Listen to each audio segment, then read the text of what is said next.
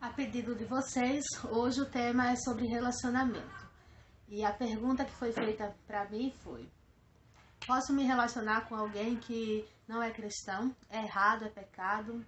Hoje eu vou falar um pouco sobre isso. É o meu ponto de vista. Eu entendo a Bíblia dessa forma, eu sigo a minha vida dessa forma.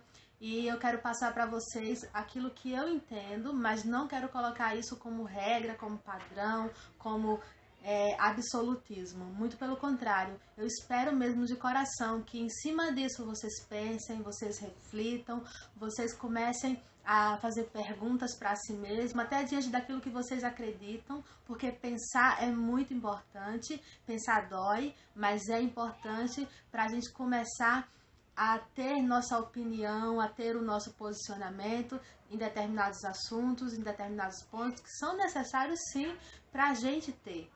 Beleza? Então eu vou falar um pouco sobre isso, sobre relacionamento, falar sobre o que eu entendo como certo a fazer, ou então como eu tenho direcionado a minha vida com relação a isso.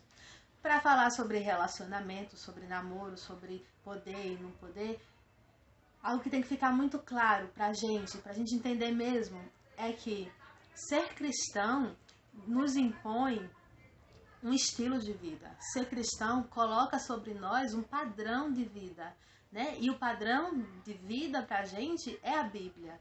A Bíblia é o que nos direciona a fazer coisas, a não fazer coisas. E não porque a gente tem que viver de regras ou de ordem, mas porque a gente está vivendo debaixo da graça de Deus, debaixo da autoridade de Cristo. Afinal de contas, todo mundo que se entregou a Cristo, todo mundo que escolheu por Cristo, decidiu viver não mais a sua vontade, né? Decidiu não ser mais quem é, mas se tornar aquilo que Deus nos criou para ser. Só para deixar clara aí uma introduçãozinha básica daquilo que a gente precisa entender, para a partir daí começar a seguir uma linha de raciocínio.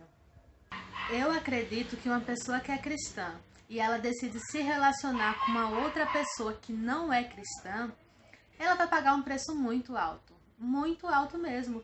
E essa não é uma tese muito difícil de provar, não. Porque nós que somos cristãos, a gente vive uma vida que é baseada nas escrituras, né? O nosso parâmetro de vida, ela tá ali sobre as escrituras. Um não cristão, não. Então, existem coisas para um relacionamento cristão que estão ali na Bíblia, como, por exemplo, o homem, ele tem que ver a mulher como Cristo vê, né? E amá-la como Cristo amou, se possível até dando a própria vida por ela. A mulher tem que ser submissa ao homem, entre outras coisas que você vai ver dentro da Bíblia, que direciona um relacionamento cristão. E um não cristão não tem entendimento disso. Então a probabilidade desse relacionamento ser de acordo com aquilo que Deus tem para um relacionamento está muito longe. Então o preço que a pessoa vai pagar em cima desse relacionamento com o não cristão é muito alto.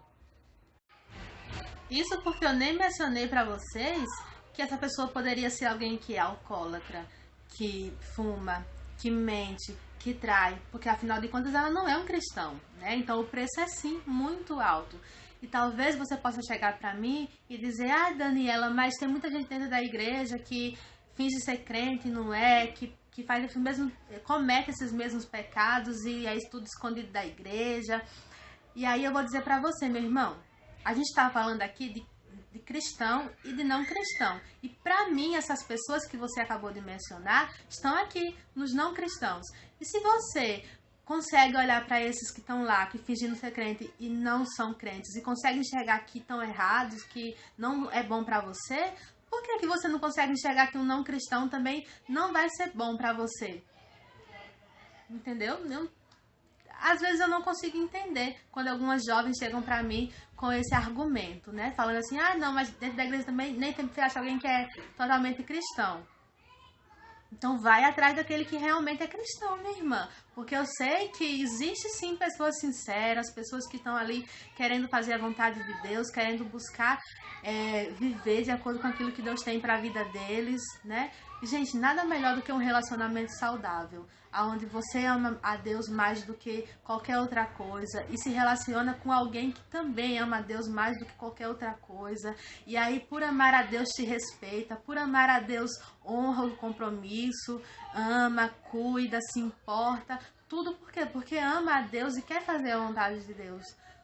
Mas isso é uma escolha que cada um tem que fazer, né? Eu não tô aqui para julgar ninguém, não tô aqui para dizer a você o que é certo, o que é errado, como eu falei no começo do vídeo. A gente tem que começar a pensar, né? A se questionar do porquê, do pra quê, como. A gente tem que colocar isso aqui para trabalhar. Eu sei que dói, porque pensar dói, mas a gente precisa pensar para tomar as decisões certas, para errar menos, na verdade. Vamos se ajudar e nos ajudar, né, gente? Por favor. Um outro argumento que eu escuto muito as pessoas chegarem para mim para falar, né, é que elas vão pagar o preço de oração por aquela pessoa. Ah, eu tô me relacionando com essa pessoa, ela não é cristã, mas eu tô pagando um preço de oração, de jejum, e eu creio que eu vou dar um testemunho de que ela se converteu e de que hoje ela serve a Deus. E mais uma vez eu falo para vocês, gente, isso é um preço que vocês estão pagando por conta própria. Porque Deus não coloca ninguém para se relacionar com ninguém para alcançar essa vida. Até porque a obra de salvação não é nossa, a obra de salvação é dele. A obra de salvação é exclusivamente de Deus. É Deus quem toca, é Deus quem transforma. E você pode muito bem alcançar aquela vida sendo um amigo, sendo um colega, né? Sendo só um evangelizador. Às vezes nem amigo próximo, mas um evangelizador. Você consegue pregar e Deus usar a sua vida para alcançar aquela pessoa. Não precisa necessariamente se relacionar com essa pessoa. Então, usar a desculpa de que eu vou aproveitar para pagar o preço de oração pela vida dele ou pela vida dela, não cola, né, gente? Não tem cabimento nenhum. Então, se você quiser escolher isso para sua vida, escolha, mas coloque-se como o único responsável por isso, porque na verdade é o que é, né? E sabendo também que você vai acabar deixando de viver coisas que a Bíblia ali coloca como parâmetro de relacionamento, porque o outro que está com você não tem esse mesmo entendimento.